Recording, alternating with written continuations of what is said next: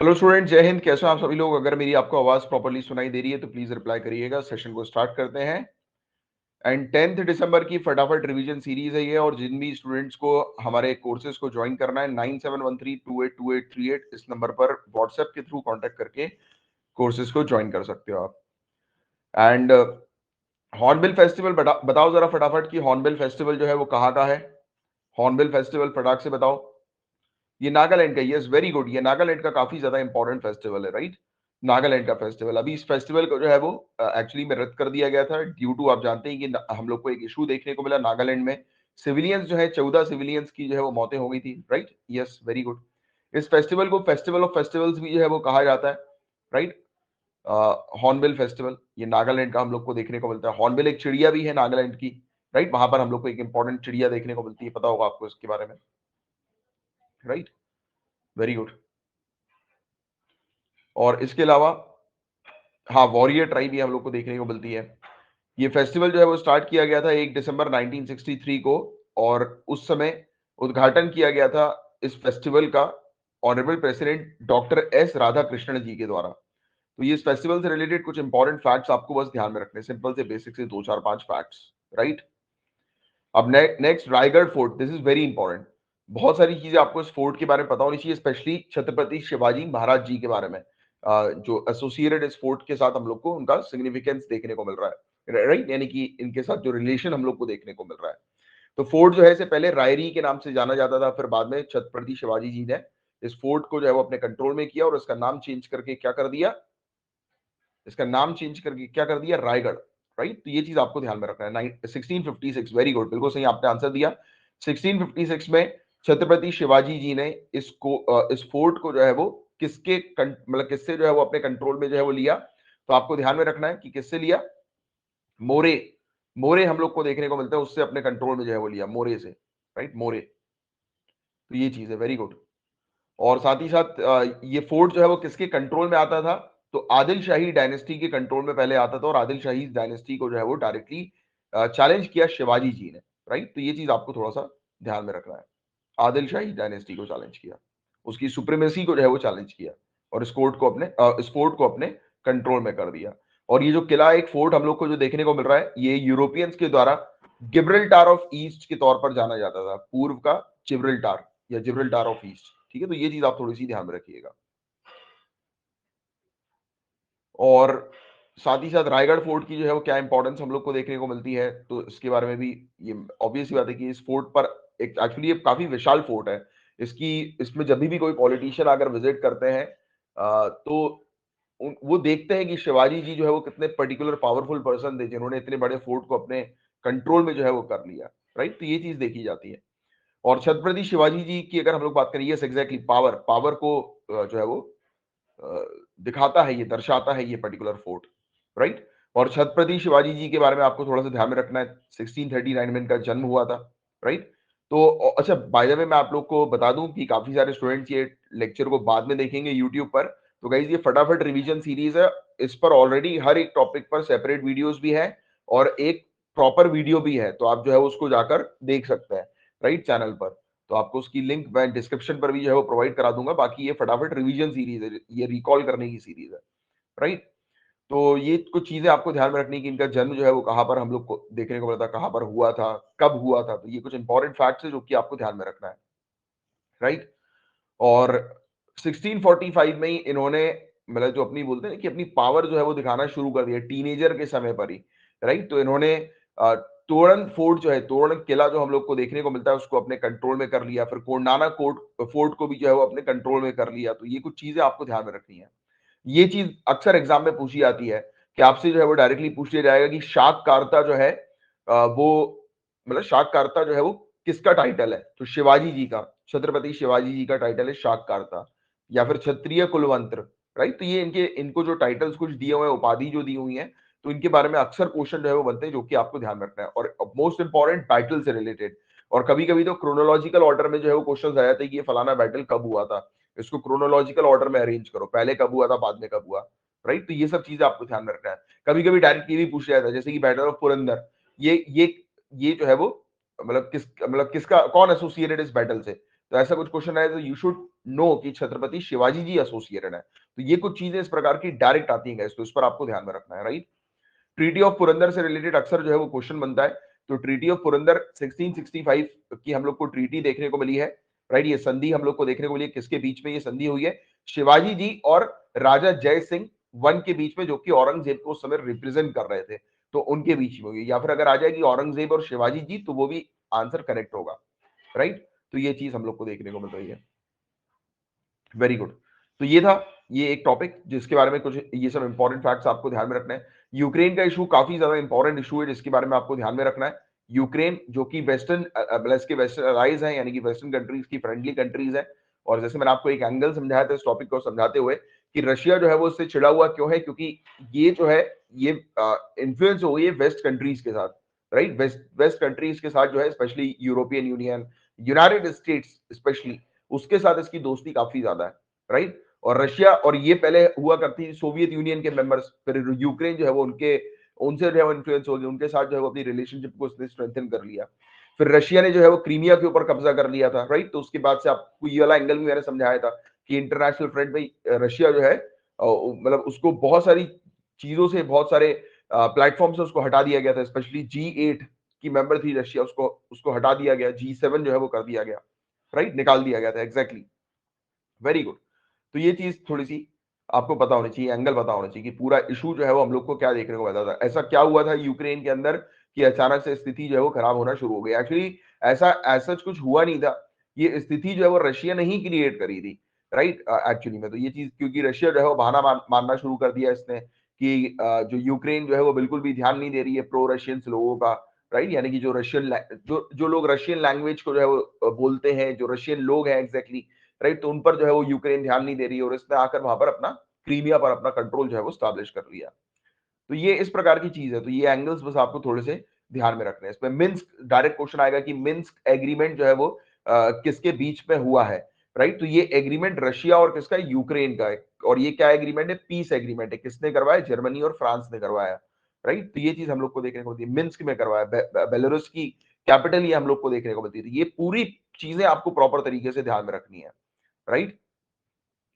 तो ये चीजें हैं इसके अंदर जिस पर आपको थोड़ा सा ध्यान में रखना है। और ठीक है, और अभी रिसेंटली ये टॉपिक न्यूज में इसलिए आया था क्योंकि हमें देखने को मिला था कि यहाँ पर इस क्षेत्र पर, यूक्रेन के आसपास के क्षेत्र पर रशिया की मिलिट्री का मतलब इन्वॉल्वमेंट हम लोग को देखने को मिल रहा है, यानी कि वहां पर तैनात हो रही है उसकी मिलिट्री, राइट। तो ये चीज जो है वो हम लोग को देखने को मिली थी, बट हालांकि रशिया भी इस चीज को जो है वो मना कर रही है कि ऐसा कुछ नहीं है, राइट। तो मिन्स्क एग्रीमेंट ये बहुत इंपॉर्टेंट है, मिन्स्क एग्रीमेंट, ये चीज आपको ध्यान में रखना, राइट। मिन्स्क एग्रीमेंट 1 हुआ है और मिन्स्क एग्रीमेंट 2 हुआ है, तो ये दो एग्रीमेंट हुए 2014 और 2015 के, राइट। बहुत बेकसूर लोगों की जान चली गई थी, तो इस चीज के लिए, यानी कि इस इशू के कारण बहुत बेकसूरों की जान गई थी। तो एक्चुअली जर्मनी और फ्रांस सामने आई थी और उन्होंने बोला था कि अरे यार अब थोड़ी शांति जो है वो बरकरार की जाए, क्योंकि काफी इस उलझन के चक्कर में, इस दंगों के चक्कर में काफी बेकसूरों की जान गई है। 3,000 से ज्यादा तो बेकसूर जो है वो मारे गए थे इस इशू के चलते, राइट। तो इसलिए फिर जर्मनी और फ्रांस ने मध्यस्थता करवाई। तो ये पूरे एंगल्स आपको इसके बारे में बहुत अच्छे से पता होने चाहिए, राइट। AH2 प्रोटीन बताओ जरा मुझे कि AH2 प्रोटीन किस चीज में मदद करता है? ये कोरोना वायरस की एक्चुअली मदद करता है बॉडी के अंदर एंटर होने में, AH2 प्रोटीन। और एक्चुअली में AH2 प्रोटीन हमारे सेल्स के आउटर, और आप ये कह सकते हैं कि मतलब दोनों, जो हमारी जो कोशिकाएं सेल्स जो है उनके दोनों कोने पर है, या फिर दोनों कोनों को आपस से कनेक्ट करके रख रहा है। और ये हमारे बॉडी के अंदर किस चीज को एंटर करना है, किस चीज को नहीं करना है, उसमें एक लिंक क्रिएट करता है उसको। हाँ बिल्कुल, सेल मेम्ब्रेन के साथ ये कनेक्ट करके रखता है। तो ये चीज आपको इसकी बहुत अच्छे से ध्यान में रखनी है। अच्छा, इसमें एक एस भी होता है, एस। एस जो है ये क्या करता है? अ, एक केमिकल को ऑल्टर करके एंजियोटेंसिन 1 को कन्वर्ट करके एंजियोटेंसिन 2 बना देता है, जिसके कारण से ब्लड वेसल जो है वो सिकुड़ जाते हैं, और ब्लड वेसल सिकुड़ते हैं तो ब्लड प्रेशर हाई होता है। तो उसमें रोल आता है एस टू का। एस टू क्या करता है? जो ब्लड वेसल सिकुड़ जाते हैं उसको दोबारा से ये रिलैक्स कर देता है, राइट। यानी कि जहां पर हमें देखने को मिल रहा था कि जो ब्लड वेसल सिकुड़ गए थे उसको ठीक करने का काम करता है एस टू। और ये दोनों सेल्स के दोनों कोनों पर जो है वो मौजूद रहता है, राइट। तो इसी पर चिपक के कोरोना वायरस बॉडी के अंदर एंटर करता है। तो ये चीज आपको थोड़ी सी बस पता होनी चाहिए एस टू के बारे में। आसाम राइफल्स के ऊपर किसका कंट्रोल है? अगर इस प्रकार से डायरेक्ट क्वेश्चन आ जाए तो आपको दो मिनिस्ट्री ध्यान में रखनी, मिनिस्ट्री ऑफ डिफेंस और मिनिस्ट्री ऑफ होम अफेयर्स। इकलौती ऐसी पैरामिलिट्री फोर्स हम लोग को ये देखने को मिल रही है जिस पर ड्यूअल कंट्रोल हम लोग को नजर आता है, right, ministry of home affairs का, राइट। तो ये चीज इसके बारे में काफी डिटेल में हमने डिस्कस करी थी। ये आसाम राइफल्स जो है वो कहाँ पर तैनात है, तो हमारे नॉर्थ ईस्टर्न क्षेत्र में तैनात है। ये वहां की सिक्योरिटी पर काम करती है, वहां पर लॉ एंड ऑर्डर को मेंटेन करने पर काम करती है, और इंडो म्यांमार बॉर्डर पर ये तैनात है, राइट। तो ये चीज आपको थोड़ी सी ध्यान में रखनी है। यस एग्जैक्टली, बिल्कुल सही लिख रहे हो आप लोग, ठीक है। तो ये चीज हमें देखने को मिल रही है।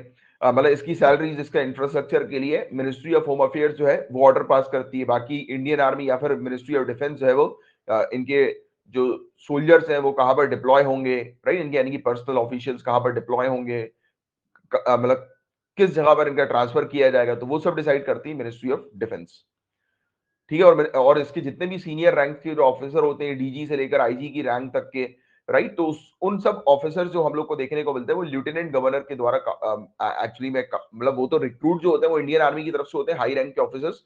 और लेफ्टिनेंट गवर्नर जो इंडियन या फिर लेफ्टिनेंट जनरल जो इंडियन आर्मी के होते हैं वो इस फोर्स के कमांडेंट होते हैं, राइट। तो ये चीज आपको ध्यान रखनी है। या फिर और सिंपल सॉर्टेड तरीके से आसाम राइफल्स में जो हाई रैंक के जो ऑफिशियल जो होते हैं वो इंडियन आर्मी की तरफ से आते हैं डायरेक्ट, राइट। तो ये चीज आपको थोड़ी सी ध्यान में रखनी है।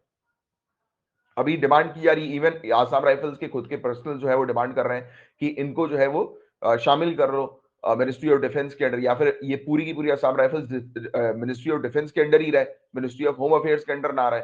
क्यों? क्योंकि इससे उनको ज्यादा फायदा मिलेगा। एक तो अर्ली रिटायरमेंट एज जो है वो उनको मिल जाएगी, और रिटायरमेंट का बेनिफिट, या फिर इवन जो अगर बात करें हाई रैंक से रिटायर होने का बेनिफिट भी मिलेगा, जिससे कि उनको पेंशन में जो है वो लाभ मिल सकेगा। तो ये चीज हमें देखने को रही है। अब ये कैसे, तो अभी थोड़ी देर पहले हमने डिस्कस किया था कि इस आसाम राइफल्स के जितने भी हाई रैंक के ऑफिशियल्स होते हैं वो कहां से आते हैं, इंडियन आर्मी से आते हैं। मतलब कि कहीं ना कहीं हाई रैंक तक पहुंचने में एक बैरियर है आसाम राइफल्स को, आसाम राइफल के पर्सनल्स को। और जब हाई रैंक से वो रिटायर नहीं होंगे तो उनको पेंशन भी जो है वो अच्छी नहीं मिल पाएगी, है ना। तो वो एक उनका एक अलग जो है एंगल है, राइट, उनका पर्सनल इंटरेस्ट वाला एंगल है, राइट, उनके करियर वाइज भी और साथ ही साथ ये सैलरी वाइज भी। और सेकेंडली अर्ली रिटायरमेंट वाली चीज भी इसके अंदर जो है वो देखने को मिल जाती है इंडियन आर्मी के अंदर, जो कि आसाम राइफल्स में नहीं है। आसाम राइफल्स में जो रिटायरमेंट एज जो हम लोग को देखने को मिलती है वो कितनी है, 65 है, कितनी है, आई थिंक 65, है ना। तो ये हम लोग को देखने को मिल रही है। बताओ जरा, आप लोगों ने रीड किया, मैंने इस टॉपिक को एक अलग से डिटेल में पढ़ा है, कितनी है इसकी, मैंने रिटायरमेंट वाली चीज भी आपको जो है पढ़ाई थी ना, आई थिंक 65 है। चलो अभी आएगा तो उस पर जो है वो बात कर लेंगे। हाँ 65 है, यस, आई थिंक 65 है। एक बार और इसके फैक्ट को जो है मैं आपको ठीक कर देता हूँ, क्योंकि factual information is very important guys. Factual information में किसी प्रकार का कंफ्यूजन नहीं होना चाहिए। नहीं देखो 60 ईयर्स है, 60 ईयर्स नॉट 65, राइट। देखो पॉइंट टू बी, मतलब point to be corrected now, right, क्योंकि 65 नहीं 60 ईयर्स, दैट्स व्हाई मैं वापस जो है वो पीछे लेकर आया। आप काफी सारे लोग 65 ही लिख रहे हो क्योंकि मैंने बोल दिया था, बट नहीं, हमेशा आपको फैक्ट, मैंने आपको कहा है कि हमेशा फैक्ट में गड़बड़ी हो जाती है, क्योंकि फैक्ट जो होते हैं वो कई बार हम रिकॉल नहीं कर पाते। तो तुरंत जो है वो उसको देखा करो, एक बार याद रहे और उसको तुरंत देखो। देखो अभी जैसे गलती करी 65 बोल दिया, अब अगली बार आप गलती नहीं करोगे, राइट, क्योंकि आपने अपने आप को यहाँ यहीं पर ही चीज जो है वो करेक्ट कर ली है, ठीक है। तो ये चीज हम लोग को देखने को मिल रही है। तो ये काफी अच्छा टॉपिक था। और बाकी एक और इशू है कि दो मिनिस्ट्री के कारण जो है, जैसा आप लोगों ने लिखा कि कंफ्यूजन होता है फोर्सेस के बीच में कि यार मिनिस्ट्री ऑफ होम अफेयर्स भी जो है वो, क्योंकि पॉलिसीज तो अल्टीमेटली वही बनाएगी, ministry of home affairs, right. तो और जब ministry of home affairs policy बनाएगी और उसका ऑपरेशनल करेगी मिनिस्ट्री ऑफ डिफेंस, तो इसमें क्या होगा, कॉन्फ्लिक्ट होना शुरू होंगे, और इवन फोर्सेस को भी कंफ्यूजन जो है वो होना शुरू हो जाएंगी, है ना। तो ये चीज हम लोग को देखने को मिल रही है। तो ये काफी अच्छा टॉपिक था ये, जिसके बारे में हमने डिटेल में जो है वो डिस्कस किया था प्रॉपर्ली। आई डोंट थिंक इसमें किसी को, और देखिए गाइस ये रिवीजन फटाफट रिवीजन सीरीज है, इसमें भी अगर आपको कोई डाउट आता है तो you can raise your doubt, right, आप डाउट जो है वो पूछ सकते हैं। तो ये इसका बेनिफिट है, क्योंकि लाइव सेशन जो ये मैं आपका कंडक्ट कराता हूँ ये स्पेशली इस पर फोकस होता है, एक तो आपका रिवीजन भी हो जाए और आप डाउट भी अपने उठा लें। चलिए बताइए कि वेस्टर्न घाट से रिलेटेड कौन सी कमिटीज है, तो गाडगिल कमेटी और कस्तूरी रंजन कमेटी, ये दो कमेटी आपको ध्यान में रखना है वेस्टर्न घाट्स के प्रोटेक्शन के लिए। अच्छा, गाडगिल कमेटी ने ज्यादा एरिया को अपने कंट्रोल में किया था कि कस्तूरी रंजन कमेटी ने ज्यादा एरिया को अपने मतलब इकोलॉजिकली सेंसिटिव जोन के पॉइंट ऑफ व्यू से कंट्रोल में जो है वो रखा था, प्रोटेक्टेड एरियाज के अंडर जो है वो रखा था। गाडगिल ने, ये आप कह सकते हो कि पूरे के पूरे एक बड़े लार्ज सेक्शन जो वेस्टर्न घाट का हम लोग को देखने को मिलता है उसको किसके अंडर रख लिया था, इकोलॉजिकली सेंसिटिव जोन के अंदर जो है वो रख दिया था कि वहां पर किसी प्रकार के कंस्ट्रक्शंस वगैरह जो है वो नहीं होंगे। बट बाद में जो स्टेट्स हैं जो वेस्टर्न घाट से जो जुड़ी हुई हैं, 6 की 6 स्टेट्स, उन्होंने जो है वो अपोज कर दिया। उन्होंने बोला कि ये इसको जो है वो गाडगिल कमेटी की रिकमेंडेशन को फॉलो नहीं करेंगे। फिर उसके बाद क्या हुआ कि उस समय की जो सरकार थी वो लेकर आई एक कस्तूरी रंजन कमेटी, राइट? तो कस्तूरी रंजन कमेटी बनी। तो कस्तूरी रंजन कमेटी ने डिटेल में जो है वो गाडगिल कमेटी को जो है वो देखा, परखा कि इसकी रिपोर्ट को जो है वो देखा, प्रॉपर तरीके से एनालाइज किया कि क्या कमी थी, क्यों जो स्टेट्स जो है वो फॉलो नहीं कर रही गाडगिल कमेटी की के रिकमेंडेशन को। फिर बाद में जाकर फिर हमें देखने को मिला कि कस्तूरी रंजन कमेटी ने अपने रिकमेंडेशन दिए। उनके कुछ रिकमेंडेशन में मतलब चीजें जो शामिल थी जो आपको स्पेशली ध्यान में रखनी है। और हालांकि 2011 में इन्होंने अपनी रिपोर्ट जो है वो नहीं, 2011 में गाडगिल कमेटी की रिपोर्ट जो है वो सबमिट हुई थी और 2012 में ये कस्तूरी रंजन कमेटी जो है वो बन गई, राइट? एस्टैब्लिश्ड हुई। और कस्तूरी रंजन कमेटी ने सबसे पहली चीज तो ये कही कि इसने बहुत बड़े एरिया को इकोलॉजिकली सेंसिटिव एरिया के अंडर नहीं रखा या फिर इकोलॉजिकली सेंसिटिव जोन के अंदर नहीं रखा। गाडगिल कमेटी ने सजेशन दिया था कि 64% एरिया जो होगा वो इकोलॉजिकली सेंसिटिव जोन के अंडर रहेगा और कस्तूरी रंजन कमेटी ने रिकमेंडेशन दिया कि 37% एरिया जो होगा वो उसके अंडर रहेगा। तो ये चीज आपको थोड़ा सा ध्यान में रखना है और अगर आप ये फिगर अगर ध्यान रख पाओ एग्जैक्टली तो बहुत अच्छी बात है, वरना ये एग्जैक्ट फिगर याद रखने की आपको जरूरत नहीं है क्योंकि नहीं पूछा जाता, राइट? और कस्तूरी रंजन कमेटी के क्या रिकमेंडेशन हम लोग को देखने को मिल रहा है। एक तो इन्होंने बैन कर दिया कि वहां पर किसी प्रकार की खनन नहीं होगी, उत्खनन नहीं होगी और बालू खनन नहीं होगी, माइनिंग, क्योरिंग, सैंड माइनिंग वहां पर नहीं होगी। किसी प्रकार के थर्मल प्रोजेक्ट्स वहां पर, नए thermal project, point to be noted, नए थर्मल प्रोजेक्ट जो है वो स्टैब्लिश नहीं होंगे, राइट? पॉल्यूटिंग इंडस्ट्री वहां पर स्टैब्लिश नहीं होगी। 20,000 स्क्वायर मीटर से बड़ा जो कंस्ट्रक्शन जो है, राइट, वो वहां पर जो है वो नहीं होगा क्योंकि 20,000 स्क्वायर मीटर तक के कंस्ट्रक्शन को अलाउ किया गया था बट टाउनशिप को बैन कर दिया गया था। फॉरेस्ट डिवीजन को भी अलाउ किया गया बट एक्स्ट्रा सेफ गार्ड के साथ, राइट? तो ये चीज हमें देखने को मिल रही है। यस, हाइड्रो पावर को भी इन्होंने अलाउ किया था, वेरी गुड। इन्होंने हाइड्रो पावर को अलाउ किया था बट वो भी किसके साथ? एक्स्ट्रा सेफ गार्ड के साथ। ठीक है, तो ये चीज हम लोग को देखने को मिली। और यूनेस्को की वर्ल्ड हेरिटेज साइट है वेस्टर्न घाट, राइट? और वेस्टर्न घाट में बहुत भारी मात्रा में स्पीसीज हम लोग को देखने को मिलती है, राइट? एंडेंजर्ड स्पीसीज है, भारी मात्रा में हम लोग को देखने को मिलती है। और ये चीज आपको फैक्ट ध्यान में रखना, one of the 8 hottest hot spot है बायोलॉजिकल डाइवर्सिटी का पूरे दुनिया भर में। ये बहुत इंपॉर्टेंट पॉइंट है जो आपको ध्यान में रखना है, राइट? और यूनेस्को के अकॉर्डिंग ये चीज मैंने आपको बताई कि हिमालय से भी ओल्ड है। तो ये वाली चीज तो हम यूपीएससी बैच के अंदर भी इसको डिस्कस कर चुके हैं, राइट? डिटेल में हिमालय यंगर है और वेस्टर्न घाट्स हम लोग को ओल्ड देखने को मिलते हैं, राइट? तो ये चीज है। एलसीआरडी के बारे में डायरेक्टली आपसे क्वेश्चन, इसका एक्चुअली में तो पहले तो फुल फॉर्म आपको ध्यान में रखना है क्योंकि इससे रिलेटेड डायरेक्ट क्वेश्चन बन सकता है। Laser communication relay demonstration. दूसरी चीज आपको ध्यान में रखनी है कि ये एक्चुअली किस पर्पस के लिए है, ये डिवाइस ये कम्युनिकेशन पर्पस के लिए, राइट? ये कम्युनिकेशन सिस्टम एलसीआरडी हम लोग को देखने को मिल रहा है। अभी जो है उसको लॉन्च कर रही है नासा। और ये एक्चुअली मतलब आप कह सकते हैं कि जो रेडियो कम्युनिकेशन जो होता है ना, तो उसका ऑल्टर है, ये ऑल्टरनेट है, राइट? रेडियो कम्युनिकेशन का, राइट? ये ऑप्टिकल कम्युनिकेशन या लेजर कम्युनिकेशन आप कह सकते हो उसको। तो ये उसका ऑल्टरनेट है रेडियो कम्युनिकेशन का। और रेडियो कम्युनिकेशन की वेवलेंथ जो होती है वो काफी ज्यादा होती है बट ऑप्टिकल कम्युनिकेशन की अगर हम लोग बात करें या लेजर कम्युनिकेशन की बात करें तो इसकी वेवलेंथ कम होती है। इससे क्या फायदा होता है कि आप कम टाइम पर ज्यादा इंफॉर्मेशन जो है वो ट्रांसफर कर सकते हो, right? This is the main thing जो कि आपको थोड़ी सी ध्यान में रखनी है। और United states department of defence की स्पेस टेस्ट प्रोग्राम सैटेलाइट 6 पर इसको जो है वो बोर्ड किया जा रहा है, यानी कि इसी के साथ इसको जो है वो रखा जा रहा है। और ये जियो सिंक्रोनस ऑर्बिट पर, यानी कि धरती के 35,000 किलोमीटर मतलब धरती से 35,000 किलोमीटर ऊपर जो है ये ऑर्बिट करेगी, राइट? तो ये चीज है सिंपल सी, जिसके बारे में आपको ध्यान में रखना है, राइट? और ये एक्चुअली क्या काफी छोटी होती है, मतलब ये जो सिस्टम होता है ना ऑप्टिकल कम्युनिकेशन सिस्टम, एक्चुअली ये काफी छोटे होते हैं। छोटे होते हैं तो मतलब आप अगर रॉकेट में लेकर जा रहे हो, स्पेसक्राफ्ट में लेकर जा रहे हो, राइट, अलग अलग सिस्टम्स को, तो आप और भी काफी सारी चीजें इसके साथ जो है वो रखकर ले जा सकते हो। इसका वेट कम है, मतलब कि आपको अगर रॉकेट को लॉन्च करना है तो उसमें भी कम फ्यूल की आवश्यकता पड़ेगी, यानी कि सस्ते में आपका मिशन जो है वो चालू हो जाएगा, राइट? और साथ ही साथ less power means less drain of spacecraft battery. इसमें पावर भी काफी कम लगती है एज कंपेयर टू रेडियो, क्योंकि रेडियो जो कम्युनिकेशन जो होते हैं उसमें ज्यादा ये पावर खींचता है, ज्यादा बैटरी खींचता है।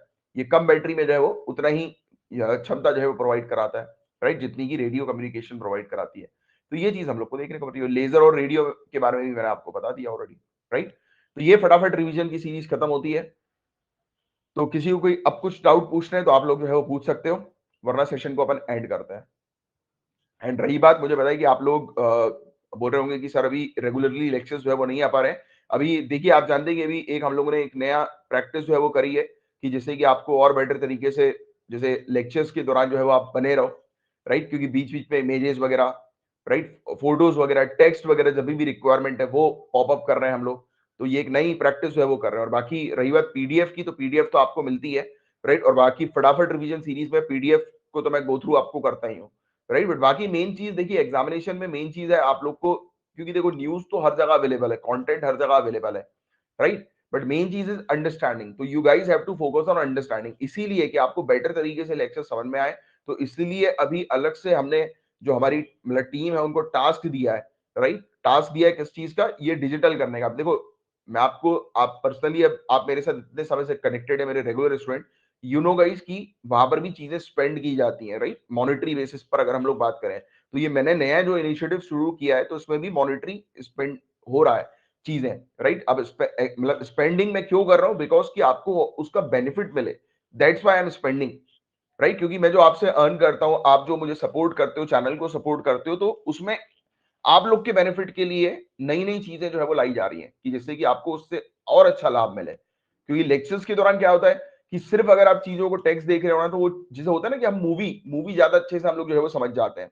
बट जब मैं आपको सामने रहकर चीज़ों को समझाऊँगा और बीच-बीच में कुछ टेक्स्ट वगैरह आएँगे और वो चीज़ रहती है ना कनेक्टिविटी, तो वो चीज़ जो है वो उससे और बेटर तरीके से आप एक टॉपिक समझ पाओगे। तो that's why these things are only for you, right? तो इसका बेनिफिट लो बेहतर तरीके से और सिलेक्शन लो। अब द मेन थिंग इज़ कि आपका सिलेक्शन चाहिए यार मुझे, राइट? चलो, अब मुझे बताओ किसी को कोई डाउट? अरे अमित जी क्या बताएँ यार, पूरा मतलब खतरनाक तरीके से।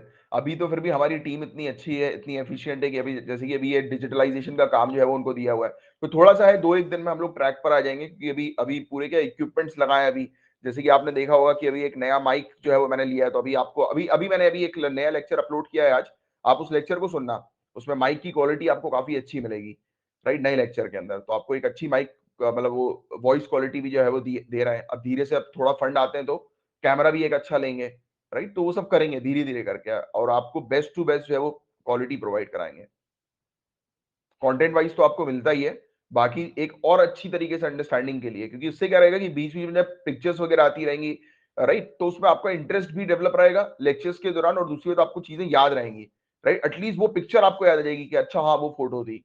जैसे कि आज के लेक्चर में मैंने कि एक टॉपिक जो है वो 23 मिनट का आई थिंक हमने डिस्कस किया हुआ इनइक्वालिटी के बारे में कि पूरी दुनिया भर में किस प्रकार की इनइक्वालिटी चल रही है। हमने डिस्कस किया ना कि इसके बारे में इनकम गैप के बारे में हमने डिस्कस किया है। तो उसमें एक इमेज आती है कि रिच लोग जो है वो कंट्रोल कर रहे, यानी कि माइनॉरिटी रिच जो है वो कंट्रोल कर रही है मेजॉरिटी को। तो वो एक तराजू आ जाता है। तो आपको वो तराजू देखकर चीज़ें याद आ जाएँगी कि अच्छा हाँ यार, ये तो तराजू था। राइट? तो वो उस टाइप से जो है वो आप लोग के साथ वो कर रहे हैं हम लोग। तो ये इनिशिएटिव आप लोग के बेनिफिट के लिए सिर्फ और सिर्फ, राइट? तो उठाओ इस इनिशिएटिव का बेनिफिट बेहतर तरीके से। और चलो फिर अब मैं मिलता हूँ आपसे कल। तब तक के लिए bye bye, take care, have a great day ahead. जय हिंद गाइस।